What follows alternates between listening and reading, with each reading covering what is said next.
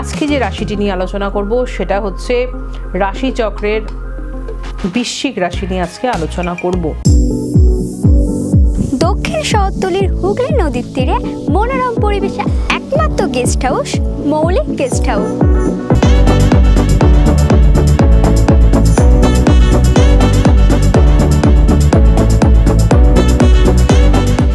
প্ল্যানেটের position কি থাকছে এবং কোন কোন প্ল্যানেটের ট্রানজিট রয়েছে।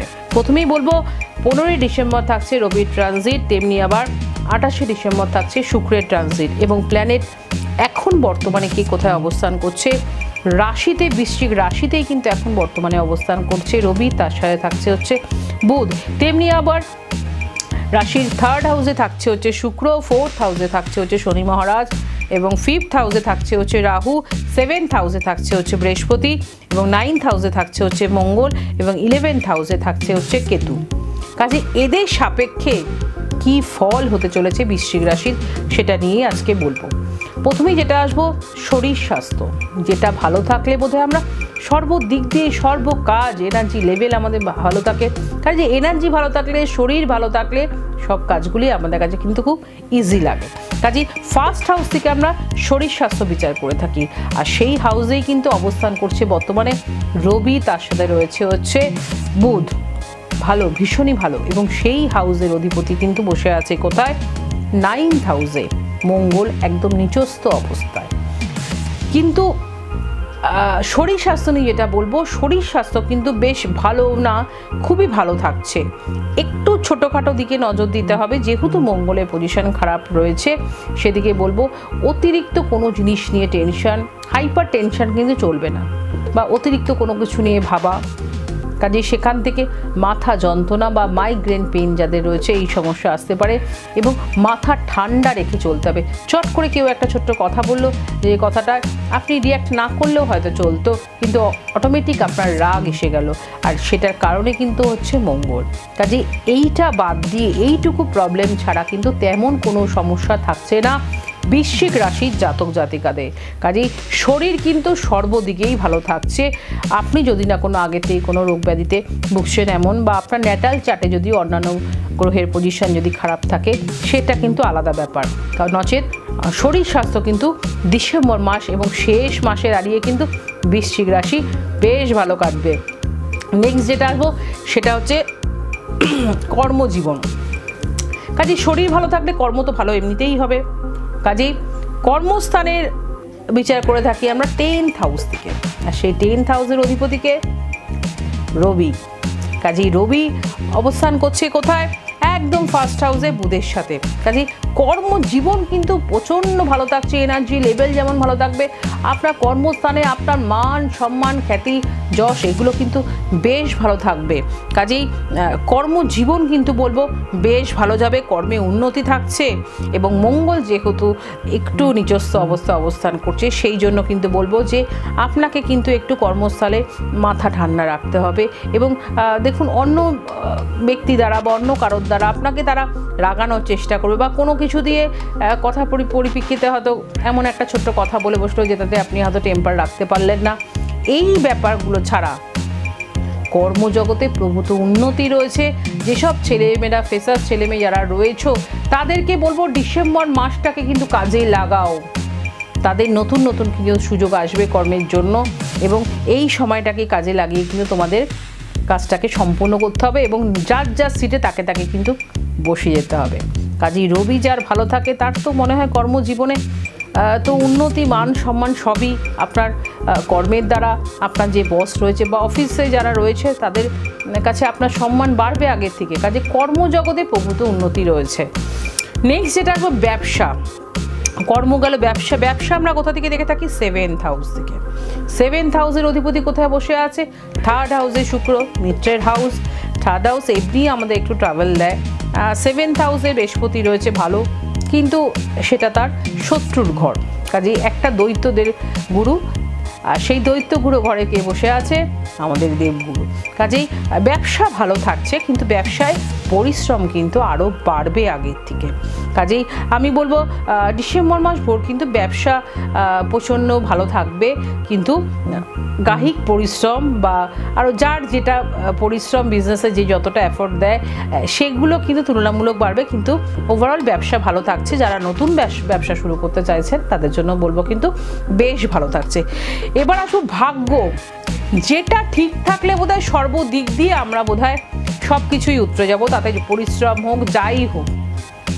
তো ভাগ্যস্থান কিন্তু আমরা বিচার করে থাকি 9th হাউস থেকে, আর সেই 9th হাউসের অধিপতি চন্দ্র আমরা সবাই জানি, এবং সেখানে এখন নিজস্ব অবস্থায় কিন্তু মঙ্গল অবস্থান করছে। কাজেই ভাগ্য আমি বলবো কিন্তু মঙ্গল ত্রিকোণে রয়েছে, ভালো, অসুবিধা কিছু নেই, এবং অন্যান্য প্ল্যানেটারি পজিশনও কিন্তু বেশ ভালো থাকছে। কাজেই ভাগ্যের সহায়তা কিন্তু যথেষ্ট পাবেন। যারা মনে করছেন এ মাসে কোনো ভালো মাঙ্গলিক কাজ সারবেন বা ভালো কোনো খাতে ইনভেস্টমেন্ট করবেন, জমি বাড়ি কিনবেন বা আপনার সন্তানকে কোনো জায়গায় ভালো জায়গায় ভর্তি করবেন, সেখানে ইনভেস্টমেন্ট করতে চাইছেন, আমি বলবো চোখ বন্ধ করে করুন, ভাগ্য কিন্তু সহায়তা পাবেন, কাজে অসুবিধা নেই। নেক্সট আসবো সেটা হচ্ছে প্রেম কিন্তু আমরা বিচার করে থাকি 5th হাউস থেকে, আর সেই 5th হাউসে এখন কার অবস্থান? রাহুর অবস্থান। শুধু এখন বলে না, বেশ অনেক মাস রয়েছে এবং আরও কিছু মাস কিন্তু রাহু সেখানেই অবস্থান করবে। আর 5th হাউসের অধিপতিকে দেবগুরু বৃহস্পতি, সে কিন্তু বসে আছে 7th হাউসে। কাজে এখানে আমি বলবো যে ছোটোখাটো কিন্তু একটা সন্দেহ জায়গা কিন্তু তৈরি হবে, কোনো না কোনো জিনিস নিয়ে কিন্তু আপনার সন্দেহ বাড়বে। আপনার যে প্রেমিক বা প্রেমিকা যেই হোক না কেন তার প্রতি কিন্তু একটা সন্দেহের ব্যাপার জন্মাবে। কাজে এই ব্যাপারগুলো আমি বলবো নিজেদের মধ্যে মিটিয়ে নিন। সন্দেহর জায়গাটা থাকলে কিন্তু রিলেশনশিপে তো একটা ভাঙন থাকবেই। কাজে যতটা পারবেন এগুলো সন্দেহটাকে, ব্যাপারগুলোকে বন্ধ করুন আর সন্দেহটাকে এড়িয়ে চলুন। যেটা মনে হচ্ছে আমার মনে হয় সেটা খোলাখুলি বলাটাই ভালো। প্রেমের জায়গা কিন্তু ভালো থাকছে এবং আপনি কোনো কিছুতে স্যাটিসফাই বোধ ঠিক করবেন না। কাজে যেটা হচ্ছে আমি বলবো যে ক্ষেত্রে আপনি ফেস টু ফেস কথা বলে নিন, সেক্ষেত্রে বোধহয় ব্যাপারটা খুব ভালো হবে। কিন্তু আপনি যদি এটাকে নিয়ে গাড়ি যান, আপনাকে যদি কেউ বললো যে আরে তোর লাভার্সকে দেখলাম যে কারোর সাথে হয়তো একটা মেয়েকে নিয়ে ঘুরছে, বা তোর প্রেমিকাকে দেখলাম কারোকে নিয়ে একটা ছেলের গাড়ির পিছনে ঘুরছে, না এটা করবেন না। এই জায়গাতে কি মনে সন্দেহ বাঁধলো, আপনি সেটাকে গুঁড়ে আমি কিন্তু খুব নর্মালভাবে আপনাদের মতন করেই কিন্তু বলছি। কাজে এই ব্যাপারগুলো যদি আমরা চেপে থাকি, শুধু প্রেমের ক্ষেত্রে কেন, আমি দাম্পত্য জীবনের ক্ষেত্রে একই কথা বলবো, এরকম যদি কোনো ফেস হয় আমার মনে হয় সেটা খোলাখুলি নিজেদের মধ্যে আলোচনা করে নেওয়া ভালো। না হলে কিন্তু রিলেশনশিপটা আস্তে আস্তে অনেকটাই দূরে চলে যেতে থাকে। কাজেই যেটা বলছিলাম, প্রেম কিন্তু ভালো থাকছে। আপনার মধ্যে কিন্তু সন্দেহর ব্যাপার কিন্তু দানা বাঁধবেই আপনার লাভার্সকে নিয়ে। সেই জায়গাটা নিজের সন্দেহটাকে নিজেকে একটু চেষ্টা করুন কন্ট্রোল করার, যে না এটা করব না বা এটা কি না জেনে নিই ভালো করে, তাহলে কিন্তু প্রেমের জায়গাটা বেশ ভালো বা মজবুত থাকছে। রিলেশনশিপ কেটে যাওয়ার কোনো সম্ভাবনাই দেখা যাচ্ছে না ডিসেম্বর মাস পর কিন্তু প্রেম ভালো থাকছে। নেক্সট আসবো যেটা দাম্পত্য জীবন আমরা বিচার করে থাকি কোথা থেকে? 7th হাউস থেকে। আর সেই 7th হাউসের অধিপতিকে শুক্র, সে কিন্তু এখন বসে আছে 3rd হাউসে। আর 3rd হাউস মানে আমাদের প্রচণ্ড পরিমাণে একটা ট্রাভেল দেয়। আর 7th হাউসে বসে আছে কে? দেবগুরু বৃহস্পতি। কাজে একটা শুক্র দৈত্যগুরুর ঘর, কাজেই দুজনেই দুজনের উভয়ের শত্রু। সেক্ষেত্রে আমি বলবো যে দাম্পত্য জীবন খারাপ যাবে না।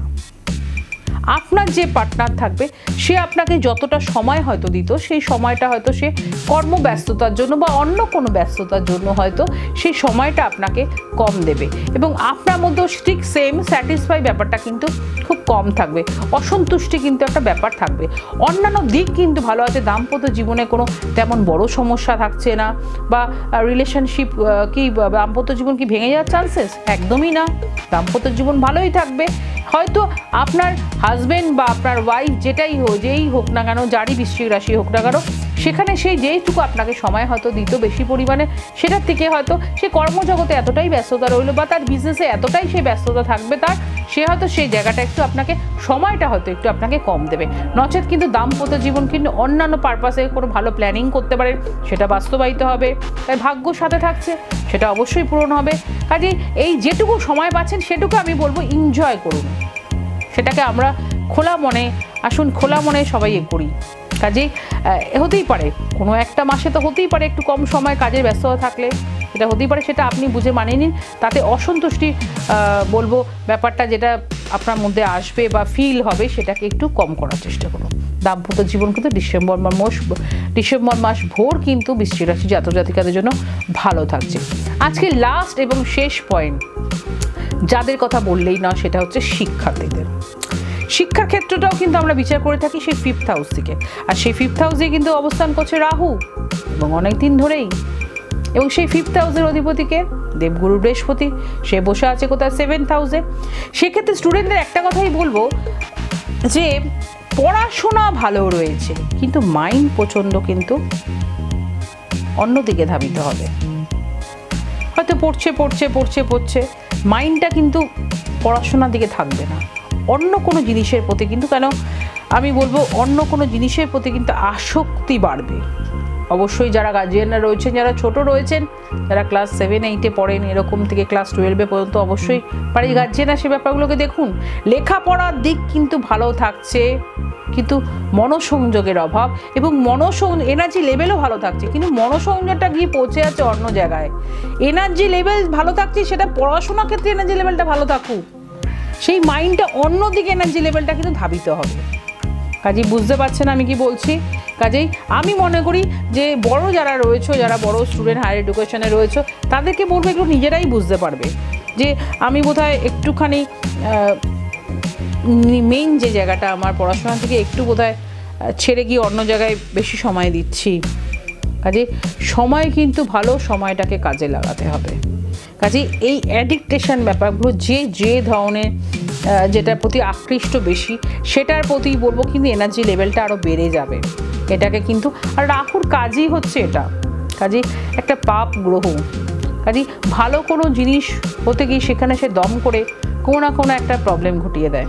কাজে এই ছিল শিক্ষার জগৎ কিন্তু ভালো আছে। যারা বিভিন্ন রকম কম্পিটিটিভ এক্সামে বসতে চাইছো, আমি বলবো ডিসেম্বর মাস ভোর কিন্তু ভীষণ সহায়তা পাবে এবং অন্যান্য প্ল্যানেটের পজিশনও কিন্তু যথেষ্ট ভালো থাকছে। কাজেই সময়কে কাজে লাগাতে হবে। কাজেই এই ছিল বৃশ্চিক রাশির জাতক জাতিকাদের কেমন হতে চলেছে 2024-এর শেষ মাস ডিসেম্বর মাস। কাজেই বৃশ্চিক রাশির জন্য বলবো সোনায় সোহাগা কিন্তু মাস হতে চলেছে। কিছু দিকে বিশেষভাবে যত্ন নিলেই কিন্তু চলবে। দক্ষিণ শহরতলির হুগলি নদীর তীরে মনোরম পরিবেশে একমাত্র গেস্ট হাউস মৌলিক গেস্ট হাউস।